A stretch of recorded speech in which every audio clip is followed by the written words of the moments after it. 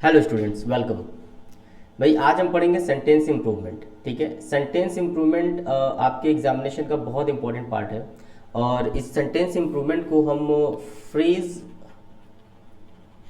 Replacement, इसे हम phrase replacement के नाम से भी जानते हैं। ठीक है, और हम जो आज स्टैंडर्ड लेके चलेंगे वो एसएससी का स्टैंडर्ड होगा। ठीक है, और हम इसको सॉल्व करने की कोशिश करेंगे। देखिए इसको सॉल्व कैसे करेंगे, देखिए इसको आप सॉल्व करेंगे क्यूए सेशन होगा, समझे।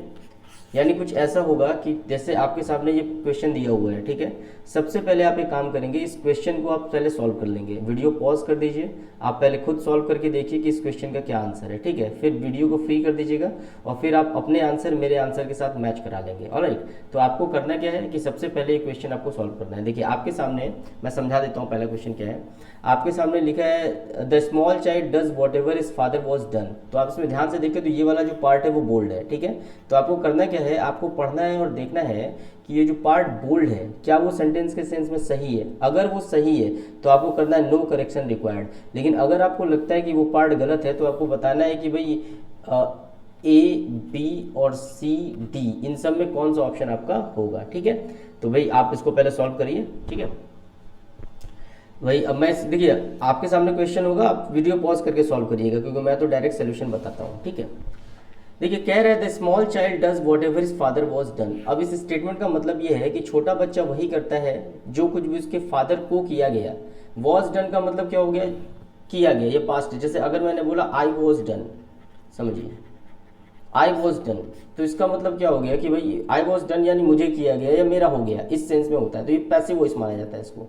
ठीक है, जैसे आपने बोला कि I was sent, I was sent यानी मुझे भेजा गया, ये पैसिव वॉइस है। इसका मतलब ये सब्जेक्ट जो है कुछ नहीं कर रहा। तो इस फादर वॉज डन में इसका मतलब इसका फादर कुछ नहीं कर रहा। ठीक है, तो ये सेंटेंस ही गलत जा रहा है। ठीक है, तो इसको हमको करना कुछ ऐसा है भाई, जैसे कि सेंटेंस देखिए क्या कह रहा है। सेंटेंस कह रहा है small child does what ever is father was done, तो वॉज डन तो गलत है। ठीक है, तो ये सेंटेंस कुछ ऐसा होना चाहिए कि छोटा बच्चा वैसा ही करता है जैसा कि उसके फादर करते हैं। तो ये सेंटेंस एक जनरल स्टेटमेंट है कि नहीं है भाई। भैया आपको पता है ना, जो छोटे बच्चे होते हैं वो क्या करते हैं, अपने मम्मी पापा को, अपने अगल बगल की चीज़ों को क्या करते हैं, फॉलो करते हैं। तो ये एक जनरल स्टेटमेंट है। और आपको ये बात बहुत अच्छी तरह पता है कि जो जनरल स्टेटमेंट होता है वो प्रेजेंट इंडेफिनिट में होता है। प्रेजेंट इंडेफिनिट समझते हैं ना, सिंपल प्रेजेंट भी कहा जाता है इसे, तो प्रेजेंट इंडेफिनिट में होता है। ऑलराइट, तो आप एक बार बताइए इन सब में A B C D option में कौन सा ऑप्शन है जो प्रेजेंट इंडेफिनिट को बता रहा है, खुद सोचिए। हैज डन प्रेजेंट परफेक्ट है, डिड पास्ट इंडेफिनिट है, डज प्रेजेंट इंडेफिनिट है, यही आपका आंसर सही है। हैड डन पास्ट परफेक्ट है, तो जो फर्स्ट है इसका आंसर होगा सी। और आपका क्वेश्चन कुछ ऐसा होगा the small child does what ever is father does, यानी छोटा बच्चा वैसा ही करता है जैसा कि उसके फादर करते हैं। आ रही बात समझ में, तो ये आपका आंसर हो जाएगा।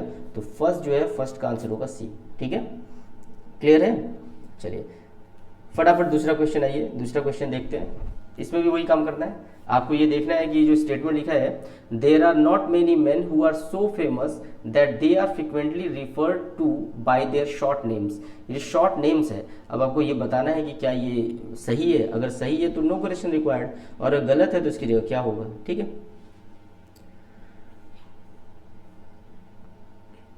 तो आप समझ सकते हैं। ठीक है, वीडियो पॉज करके सॉल्व करिए, ज़्यादा अच्छा है।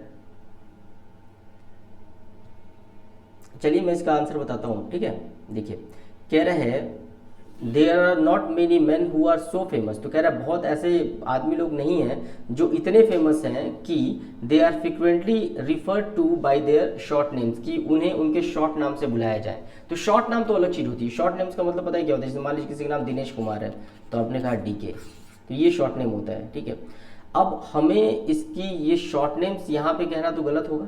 एक्चुअली कहना ये चाहता है कि बहुत ज़्यादा ऐसे लोग नहीं हैं जो बहुत फेमस हैं जिन्हें उनके पहले नाम से बुलाया जाए और आप आराम से पहचान लें। तो initial is the right answer. Signature, pictures और मिडिल नेम से कोई मतलब नहीं है। जैसे मैं एक बात बताता हूँ, जैसे अगर मैंने कहा कि मैं सलमान को पसंद नहीं करता, आई बस एक बात समझिएगा, मैंने कहा मैं सलमान को पसंद नहीं करता, तो जाहिर सी बात है सलमान बहुत फेमस आदमी है। ठीक है, तो अगर मैं सलमान का नाम लूँगा तो आपके दिमाग में कौन आएगा, जाहिर सी बात है सलमान खान ही आएंगे, है ना। तो इसी को कहते हैं जब आदमी बहुत ज़्यादा फेमस हो जाता है तो जब उसका आप पहला नाम लेंगे तो फिर सीधे वो सलमान खान कहीं ध्यान जाएगा। आ रही बात समझ में। जैसे मान लो अगर मैंने कहा कि कलाम, समझो कलाम भी शॉर्ट नेम है। ठीक है। या अगर जो बहुत फेमस आदमी है उसका अगर जब पहला नाम लेंगे तो ऐसा तो है नहीं कि जैसे ये सलमान का एग्जाम्पल ले लीजिए, सलमान नाम का दुनिया में और कोई नहीं है, बहुत लोग हैं दुनिया में, लेकिन अगर हम सलमान नाम लेते हैं तो सबसे पहले दिमाग किसका जाएगा, सलमान खान का ही जाएगा। तो ऐसे लोगों की संख्या कम है, ये ऐसा कह रहा है ऐसे लोगों की संख्या कम है। इसी वजह से जब हम पहला नाम लेते हैं तो जो सबसे फेमस आदमी होता है उसी का नाम हमारे दिमाग में आता है। तो यहाँ पे शॉर्ट नेम की जगह होगा इनिशियल्स। इनिशियल नेम का मतलब होता है पहला नाम, ठीक है। तो initial is the right answer. I hope I made my self clear to you. आइए दूसरा देखते हैं, नेक्स्ट क्वेश्चन। आइए, कह रहा है the man to who I sold my house was a cheat, ठीक है। अब इसके पास हमारा ऑप्शन है to whom I sell, to who I sell, who was sold to whom I sold, no correction required. अब आपको बताना है कि इसमें सही ऑप्शन क्या होगा, ठीक है। तो आइए पहले तो ये समझ लीजिए, कह रहा है the man to who I sold my house was a cheat. तो वॉज ए चीट साफ बता रहा है कि सेंटेंस जो है हमारा किस में होगा, पास्ट इंडिफरेंट में है, ठीक है। तो पहले तो आई सेल ये सब ऑप्शन ऐसे ही गलत हो जाएगा, ठीक है। अब आपको एक और बात समझनी है कि लिखा है टू हु, ठीक है। तो आपको एक बात बता दें कि टू के बाद हमेशा ऑब्जेक्टिव केस आता है। कौन सा केस आता है, टू के बाद हमेशा ऑब्जेक्टिव केस आता है। ऑब्जेक्टिव केस क्या होता है वो मैं आपको बताता हूँ। जैसे आई है, आई सब्जेक्टिव है, मी क्या है, ऑब्जेक्टिव है। उसी तरह हु क्या है, हु सब्जेक्टिव है, हुम क्या है, हुम ऑब्जेक्टिव है। अब आप क्या बोलोगे, कम टू आई या कम टू मी, बताइए, यही कहोगे कम टू मी। उसी तरह टू के बाद हु नहीं आ सकता क्योंकि हु तो ऑब्जेक्टिव केस है, होना क्या चाहिए, हुम। तो टू हुम, तो उस हिसाब से आंसर आपका क्या होगा, आंसर होगा डी, ठीक है। सी ऑप्शन हो नहीं सकता क्योंकि जब आप ऐसा कहोगे the man who was sold, इसका मतलब जिस आदमी को बेचा गया है, ये मतलब निकल जाएगा।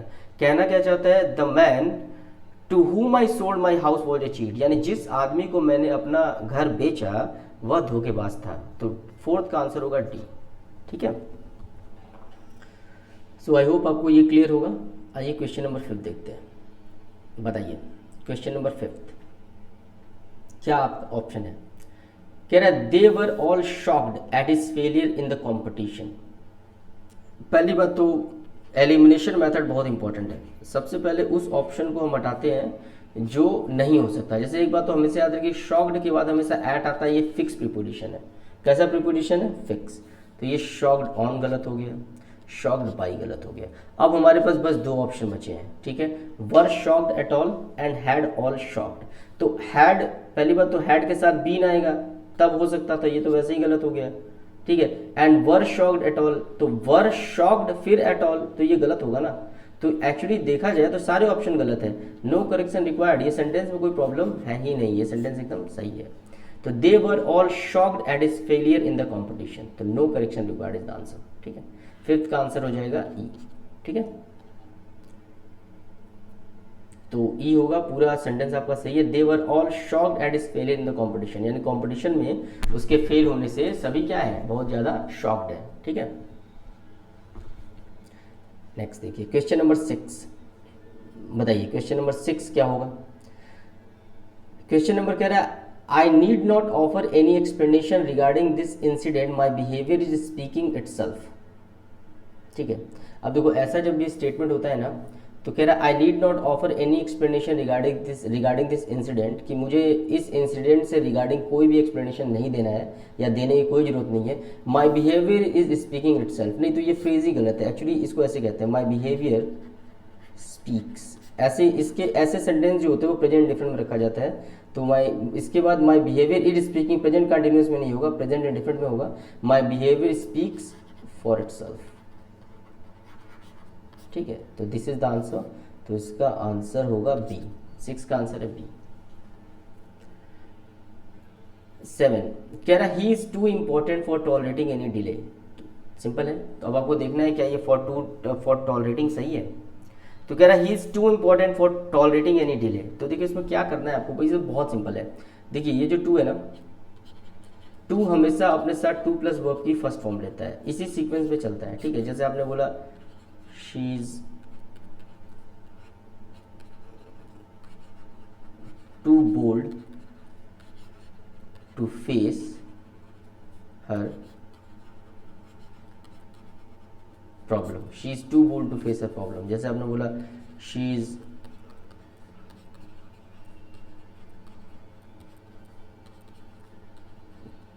टू वीक टू वॉक, तो आप देख रहे हैं कि टू वीक है, टू वॉक, तो इसको इन्फिनेटिव कहते हैं। तो टू के साथ हमेशा टू प्लस वर्ब की फर्स्ट फॉर्म आती है, जो हमारा ऑप्शन ए में है। तो 7 का आंसर हो जाएगा ए। क्लियर? चलिए आइए क्वेश्चन नंबर 8 देखते हैं। भाई मैं बार बार कहता रहा हूँ, आप पहले वीडियो पॉज करके आप पहले आंसर कर लीजिएगा, ठीक है, फिर आंसर आप हमारे मैच कराइएगा। कह रहा the population of Tokyo is greater than that of any other town in the world. तो कह रहा है पॉपुलेशन, जो टोक्यो का जो पॉपुलेशन है, ठीक है, वो दुनिया के किसी भी दूसरे टाउन से ज़्यादा है, ठीक है। तो भाई कह रहा है the population of Tokyo is greater than that of any, that क्यों लगा है, दैट इस वजह से लगा है क्योंकि टोक्यो से कंपेयर नहीं, पॉपुलेशन से कंपेयर है, तो दैट पॉपुलेशन के लिए आया है, पॉपुलेशन के लिए दैट एकदम सही है, ऑफ एनी अदर टाउन, तो ये सेंटेंस भी एकदम सही है, सेंटेंस में कोई एरर नहीं है। तो आप आंसर इसका करेंगे ई, 8 का आंसर करेंगे ई, ठीक है।